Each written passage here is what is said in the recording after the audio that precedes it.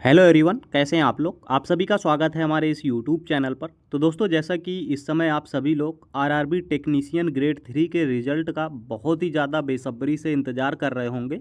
तो फाइनली अब आप लोगों का इंतज़ार बहुत ही कम होने वाला है, या ये कह लें कि अब आपका इंतज़ार लगभग ख़त्म होने वाला है, क्योंकि बहुत ही जल्द आपका ग्रेड 3 का रिजल्ट डिक्लेयर किया जाने वाला है। कब तक आपका रिजल्ट डिक्लेयर कर दिया जाएगा, इसके बारे में विद प्रूफ के साथ में बात करेंगे। साथ ही इस बार जो आपका कट ऑफ है ये कितने नंबर तक जा सकता है, इसके बारे में भी बात करेंगे। तो आइए जल्दी से वीडियो को शुरू करते हैं और बताते हैं कि कब तक आपका रिजल्ट आपको देखने को मिल सकता है, व इस बार कितने नंबर तक आपकी कट ऑफ जा सकती है। तो सबसे पहले अगर बात करें आपके रिजल्ट के बारे में कि कब तक आपका रिजल्ट आपको देखने को मिल जाएगा, तो दोस्तों इसके लिए मैंने कुछ आरआरबी का आपका टेक्नीशियन का ही ऑफिशियल डाटा लिया हुआ है। इसके माध्यम से आप लोग बहुत ही अच्छे से समझ सकते हैं कि ग्रेड 3 का रिजल्ट आपका कब तक आपको देखने को मिल सकता है। तो ग्रेड 3 की रिजल्ट डेट जानने के लिए आप लोग पहले ग्रेड 1 का देखिए, क्योंकि जो प्रोसेस आपका ग्रेड 1 के रिजल्ट के लिए अपनाया गया है, सेम वही प्रोसेस आपका ग्रेड 3 के रिजल्ट में भी अपनाया जाएगा। तो ग्रेड 1 में जब आप लोग देखेंगे तो एक चीज़ नोटिस करेंगे कि ग्रेड 1 का जो आपका एग्ज़ाम है ये आप लोगों का लगभग 20 दिसंबर तक चला था, जबकि ग्रेड 3 का जो आपका एग्ज़ाम है ये आप लोगों का 30 दिसंबर तक चला है। यानी कि एक चीज़ यहाँ पर आप लोग नोटिस कर पा रहे होंगे कि ग्रेड 1 व ग्रेड 3 के एग्ज़ाम डेट में आप लोगों का एग्ज़ाम फिनिश होने में लगभग 10 दिन का गैप आपको देखने को मिला था, और सेम वही 10 दिन का गैप आपको इसकी आंसर की में भी देखने को मिला था। यानी कि ग्रेड 1 की जो आंसर की है ये 26 दिसंबर को देखने को मिल गई थी, वहीं ग्रेड 3 की आंसर की आपकी 6 जनवरी को देखने को मिली थी। यानी कि आपका ग्रेड 1 के 10 दिन के बाद आपकी ग्रेड 3 की आंसर की आपको देखने को मिल गई थी। तो अब आपके रिजल्ट में भी सेम यही 10 दिन का गैप ही आपको देखने को मिलेगा। यानी कि आपका ग्रेड 1 का रिजल्ट 12 मार्च तक डिक्लेयर कर दिया गया है, तो इसमें 10 दिन और ऐड करेंगे तो आपका ग्रेड 3 का जो रिज़ल्ट है ये आपका 22 मार्च के पहले पहले डिक्लेयर किए जाने की बहुत ही ज़्यादा पॉसिबिलिटी है। क्योंकि आप लोग ग्रेड 1 व ग्रेड 3 के एग्ज़ाम में इसकी चाहे आंसर की हो या आप लोगों का एग्ज़ाम डेट हो, इसमें साफ साफ 10 दिन का गैप आपका चलता चला आ रहा है, और वही गैप आप लोगों का रिज़ल्ट में भी वही सेम 10 दिन का गैप आपको देखने को मिलेगा। यानी कि 12 मार्च को ग्रेड 1 का आपका रिज़ल्ट डिक्लेयर किया गया था, तो ग्रेड 3 का आपका जो रिज़ल्ट है ये आप लोगों को अगर साफ साफ बताएं तो आप ये समझ सकते हैं कि 22 तारीख के पहले पहले आपका रिज़ल्ट डिक्लेयर कर दिया जाएगा। और ये आप लोगों का मंडे से लेकर के, यानी कि सोमवार से लेकर के किसी भी दिन आपका रिज़ल्ट डिक्लेयर किया जा सकता है। हो सकता है आपका 17-18 के बीच में ही आपका रिज़ल्ट डिक्लेयर कर दिया जाए। लेकिन अगर 17-18 को आपका रिज़ल्ट नहीं आता तो एक चीज़ तो आप 100% श्योर रहिए कि 22 के पहले पहले तो आपका रिज़ल्ट आना ही आना है। अब हो सकता है 17-18 को ही आ जाए, या अगर 17-18 को नहीं आता तो हो सकता है 20-22 तक आ जाए। लेकिन एक चीज़ 100% श्योर है कि आपका रिज़ल्ट 22 के पहले पहले आपको हर हाल में देखने को मिल जाएगा। तो दोस्तों, उम्मीद करते हैं रिज़ल्ट से रिलेटेड आप लोग समझ गए होंगे कि कब तक आपका रिज़ल्ट आपको देखने को मिलने वाला है। और जैसे ही आपका रिज़ल्ट अनाउंस किया जाता है या इसके बारे में कोई भी नई अपडेट आती है तो हमारे चैनल में आपको तुरंत उसकी जानकारी प्रोवाइड करा दी जाएगी। उसके लिए आप लोग इस चैनल को सब्सक्राइब करके रखिए।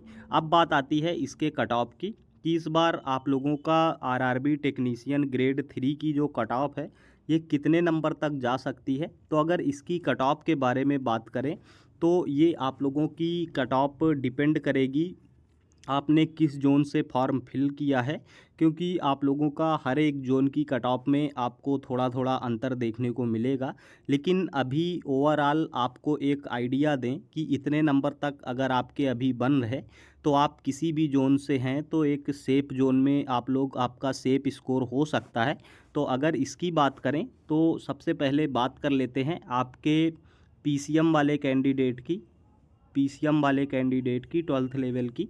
तो पीसीएम वाले जो भी कैंडिडेट हैं अगर इसकी बात करें तो इसमें अगर आप लोग जनरल, ओबीसी या ईडब्ल्यूएस कैटेगरी से हैं, पीसीएम वाले कैंडिडेट अगर आप जनरल ओबीसी या ईडब्ल्यूएस कैटेगरी से हैं और आपके जो नंबर हैं ये 75 से लेकर के 80 के बीच में है, 75 टू 80 के बीच में अगर आपका स्कोर अभी हो रहा है तो ये आप लोगों का एक सेफ स्कोर हो सकता है।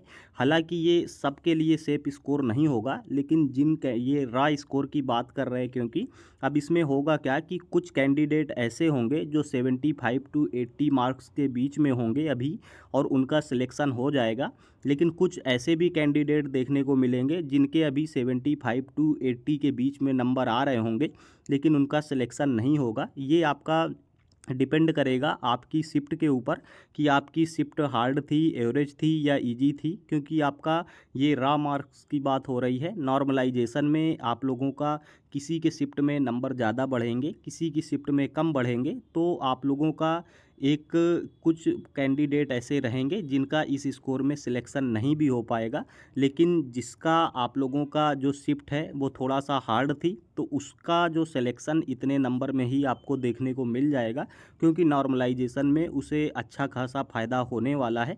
तो ये चीज़ आप लोग समझ गए होंगे।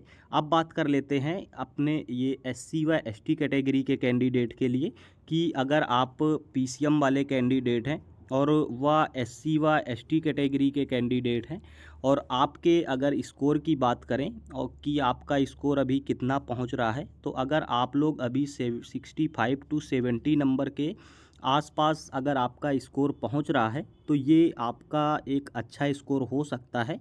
और इसमें भी आपका सेम वही कंडीशन लागू होगी। कुछ कैंडिडेट का 65 टू 70 रॉ स्कोर अभी बन रहा, तो इसमें से कुछ का सिलेक्शन हो जाएगा, कुछ का नहीं भी होगा। तो ये आप लोगों का शिफ्ट वाइज डिपेंड करेगा। लेकिन एक चीज़ आप लोग समझ लीजिए कि जिसकी शिफ्ट थोड़ा सा हार्ड थी तो उन कैंडिडेट का 65 टू 70 के बीच में ही सिलेक्शन होने वाला है, क्योंकि आप लोगों का नॉर्मलाइजेशन में अच्छा खासा आपको फ़ायदा देखने को मिलेगा।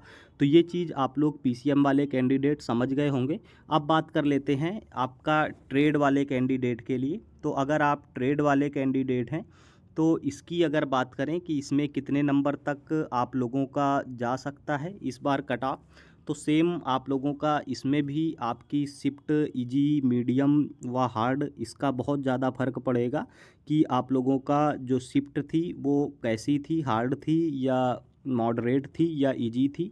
लेकिन इसमें भी अगर एक आपको आइडिया दें कि इतने नंबर तक अगर आपके अभी बन रहे तो आपका एक ये सेफ स्कोर हो सकता है।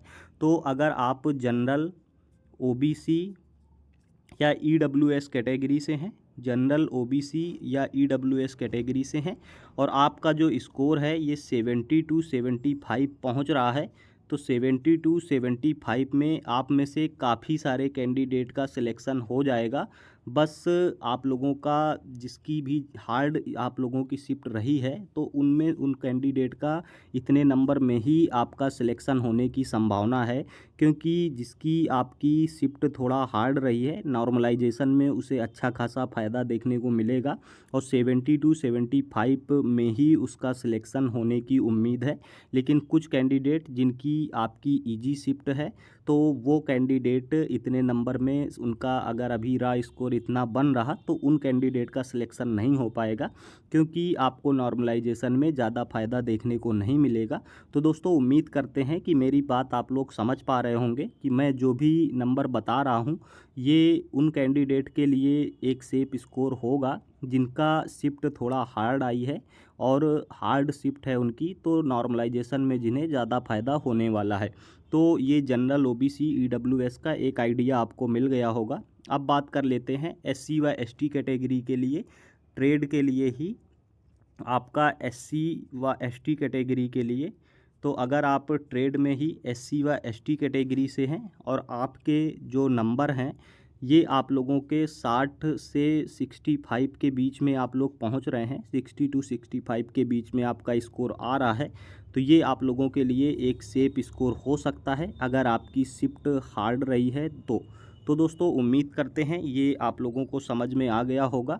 अब आपके एग्ज़ाम के रिज़ल्ट से रिलेटेड या कट ऑफ से रिलेटेड या आपके एग्ज़ाम के किसी भी बात से रिलेटेड कोई भी नई जानकारी नया अपडेट जैसे ही आता है हमारे चैनल में उसकी जानकारी आपको प्रोवाइड करा दी जाएगी। उसके लिए आप लोग इस चैनल को सब्सक्राइब ज़रूर कर लें और मिलते हैं दोस्तों अगले वीडियो में किसी नई जानकारी के साथ। तब तक के लिए जय हिंद।